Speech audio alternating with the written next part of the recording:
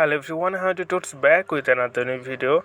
So today I'm gonna share with you how you can turn on any notification of from your Google Chat. Okay, for example, like you might be turn off any notification, and after that you think that you need to you need to receive the notification from a specific user.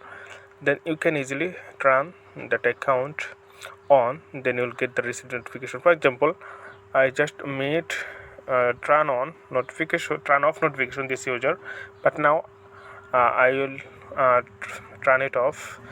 That's why you have to long press on that, then you'll get the option turn on notification. So this one, simply click turn on notification. Then now everything he or she send you message, calling or anything, then you'll receive the notification. So okay friend, today's Norman, thank you for watching this video.